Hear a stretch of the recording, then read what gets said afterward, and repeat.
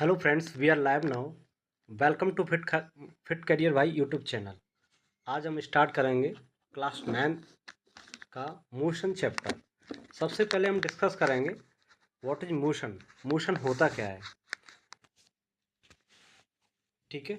ये basic concept है, mechanics में यूज होता है। ये सारा कंसेप्ट बेसिक है और मैकेनिक्स में सबसे पहले हम यूज करेंगे। इसमें इसमें हम पढ़ेंगे motion, distance, displacement, average speed, average time, average speed, uniform speed, non uniform speed. ये सारे टॉपिक में डिस्कस करेंगे इसमें, ठीक है। तो स्टार्ट करते हैं। मोशन मोशन होता क्या है?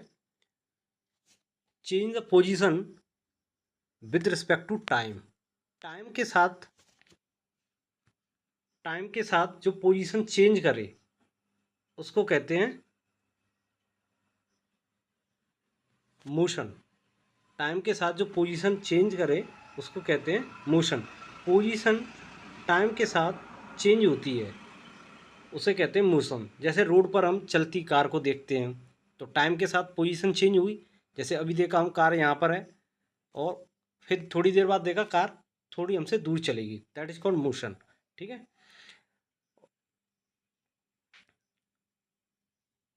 रेस्ट रेस्ट क्या होता है? तो पोजीशन पोजीशन टाइम के साथ चेंज नहीं होती है। जैसे हम एग्जांपल देते हैं, टेबल पर रखी एक बुक्स, टेबल पर रखी एक कोई बुक्स है, वो टाइम के साथ कभी चेंज नहीं होती है।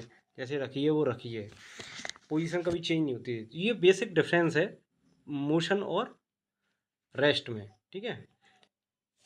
अब इसमें एक चीज़ और आती है, एक छोटा सा टॉपिक और आता है, रिलेटिव मोशन। रिलेटिव मोशन क्या है? नाम से ही पता लगा है, रिलेटिव मोशन मतलब रिलेटिव, मतलब इस पोजीशन, मतलब इस ऑब्जेक्ट से, जैसे कोई ये ऑब्जेक्ट है, एक ये ऑब्जेक्ट है, तो ये इस ऑब्जेक्ट के रिस्पेक्ट में इसकी पोजीशन डिसाइड करना। जैसे कोई ए मान लो और बी ए मान लो। जैसे मूविंग बस, एक एक मूविंग बस है, उसमें बैठा स्टूडेंट या बस रिस्पेक्ट में रेस्ट में है, लेकिन रोड पे खड़े पर्सन के रिस्पेक्ट में मोशन में। जैसे हम ऐसे समझ सकते हैं, जैसे मैं समझाऊँ आपको, एक मिनट। जैसे कोई कार है, जैसे कोई कार है जैसे कोई कार है, यहाँ एक खड़ा एक कोई व्यक्ति है और इस कार के अंदर कोई बैठा एक पर्सन है।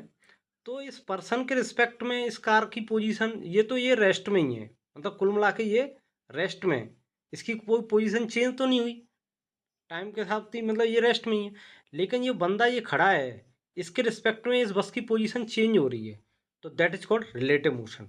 क्लियर हुआ? ठीक है। अगर क्लियर नहीं हुआ है तो आप मुझे बताना कमेंट बॉक्स में, मैं उसमें चेंज और समझाऊंगा आपको, ठीक है, और इम्प्रूव करूंगा। और नेक्स्ट टॉपिक पर आते हैं, distance and displacement. Distance and displacement. Distance होती क्या है और डिस्प्लेसमेंट।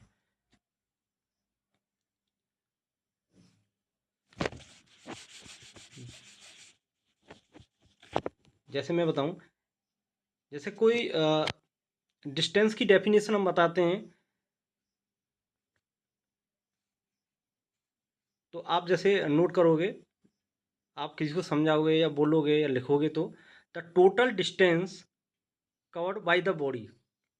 किसी बॉडी के द्वारा जो डिस्टेंस कवर करी गई तो उसे कहते हैं डिस्टेंस। जैसे कि ये कोई ए है, ये कोई ए है और ये यहाँ खड़ा है, और ये बी, ये स्कूल है, बी पर इसका स्कूल है।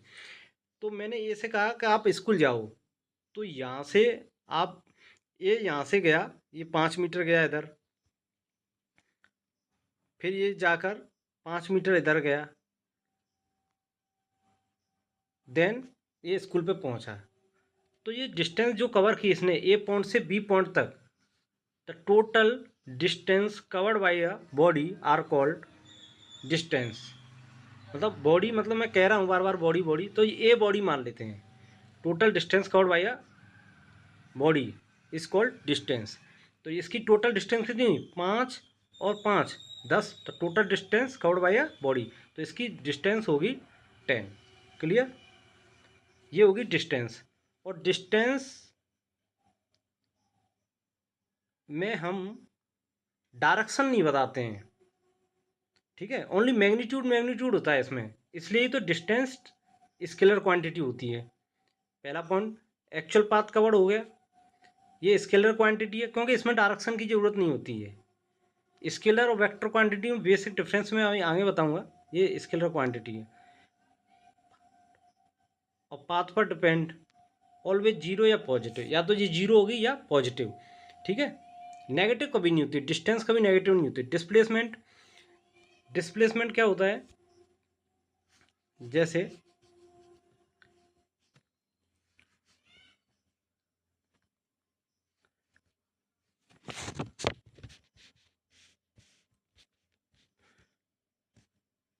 जैसे मैंने ए और बी, तो मैंने जैसे डिस्टेंस समझाया आपको, तो ए गई, ए से बी, यहाँ से बी, यहाँ सी मान लो, तो ए से बी आया, बी से सी आया, तो ये हो गया डिस्टेंस। और डिस्प्लेसमेंट माने तो डिस्प्लेसमेंट की डेफिनेशन आएगी the shortest path covered by the body, ये है, दैट इज कॉल्ड डिस्प्लेसमेंट। मतलब हमें मतलब है डिस्प्लेसमेंट का, जैसे कि इनिशियल पोजीशन क्या है और फाइनल पोजीशन क्या है, ठीक है। The shortest path covered by a body are called displacement. Clear हुआ या नहीं हुआ? मैं दोबारा से समझा देता हूँ, एक बार कन्फ्यूजन हो गया है तो एक बार दोबारा रिपीट कर देता हूँ इस टॉपिक को। जैसे जैसे ये ट्राइंगल है, मान लो, जैसे ए मान लिया इसको, बी मान लिया इस पॉइंट को, सी पॉइंट इस मान लिया, तो डिस्टेंस मैंने समझाई थी आपको कि इनिशियल पोजीशन से टोटल डिस्टेंस कवर्ड बाय ये बॉडी, तो ये डिस्टेंस होगी, ए से बी आया और बी से सी आया, ये 5 और 5 इधर चला मान लो, ठीक है, ये सब, तो ये टोटल 10 मीटर होगी। अगर डिस्प्लेसमेंट अगर कोई पूछे तो तुम सीधे ए से सी होगी, इनिशियल पोजीशन और फाइनल पोजीशन सीधे। क्लियर? ये होगी तुम्हारी डिस्प्लेसमेंट। क्लियर? इनिशियल पोजीशन और फाइनल पोजीशन। तो आप डेफिनेशन लिखे होता है the shortest part covered by a body are called displacement. Clear? एक चीज़ और, वो स्केलर क्वांटिटी, इसमें डायरेक्शन की कोई ज़रूरत नहीं दी थी, उसमें मैग्नीट्यूड मैग्नीट्यूड, ये वेक्टर क्वांटिटी क्योंकि इसमें डायरेक्शन से मतलब है, ठीक है, इसलिए ये वेक्टर क्वांटिटी है। क्लियर? इसमें डायरेक्शन भी होगी और मैग्नीट्यूड भी होगा डिस्प्लेसमेंट में। जैसे मैंने बोला कि राम अपने घर से स्कूल 20 मीटर दक्षिण की ओर जाता है, ठीक है, तो इसमें मैं दक्षिण की ओर जाता है, तो मैंने डायरेक्शन भी बता दिया आपको दक्षिण की, और 20 मीटर जाता है, तो 20 मीटर का मतलब होता है मैग्नीट्यूड। क्लियर? तो इसलिए वेक्टर क्वांटिटी है। क्लियर नहीं? अगर नहीं क्लियर है तो मुझे कमेंट बॉक्स में बताना, मैं फिर उसको चेंज करूँगा और आगे और समझाने की कोशिश करूँगा, है। इनिशियल और फाइनल पोजीशन पर डिपेंड होता है, डायरेक्शन होती है, मैंने बोला अभी डायरेक्शन होती है क्योंकि दक्षिण की ओर राम स्कूल जाता है अपने घर से दक्षिण की ओर 20 मीटर, तो मैंने डायरेक्शन बोली ना, इसलिए डायरेक्शन होती है। मुझे लगता है कि ये पॉइंट क्लियर हो गया होगा, अगर फिर भी क्लियर ना हो तो मुझे बताना, मैं नेक्स्ट वीडियो में बता दूंगा आपको, ठीक है, कमेंट बॉक्स में मुझे बताओ। नेक्स्ट टॉपिक,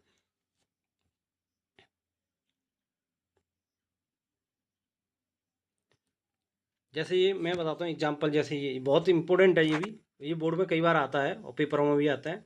जैसे यहाँ से,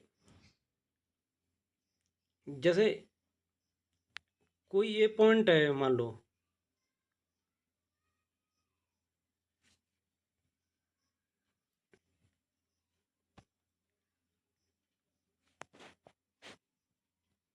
जैसे ए से बी जाकर और वापस आ गया, तो यहाँ ए से बी गया और वापस आ गया, तो ये डिस्टेंस तो कुछ ना कुछ होगी यहाँ, डिस्टेंस जीरो नहीं होगी, कहने का मतलब ये है distance can not be zero, zero नहीं होगी, लेकिन डिस्प्लेसमेंट जीरो होगा। ये क्लियर है? नहीं? गया और वापस आ गया, ठीक है।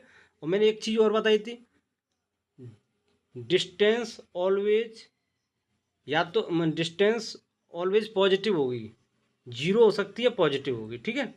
ये एग्जांपल याद रखना, ये बहुत बार आता है, क्वेश्चन, मैं आए क्वेश्चन न्यूमेरिकल कराऊंगा तब बताऊंगा आपको, ठीक है। अब नेक्स्ट टॉपिक पे चलते हैं। इसी में मोशन में ही है, speed and velocity and acceleration. सबसे पहले मैं स्पीड डिस्कस करूंगा। स्पीड होती क्या है, स्पीड एंड वेलोसिटी। तो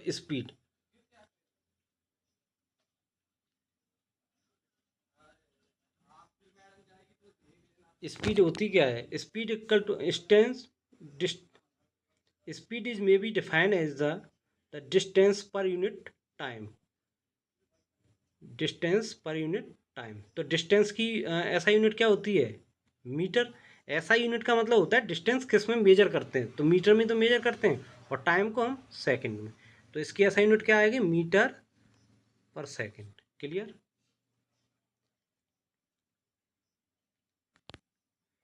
क्लियर नहीं क्लियर। ओके।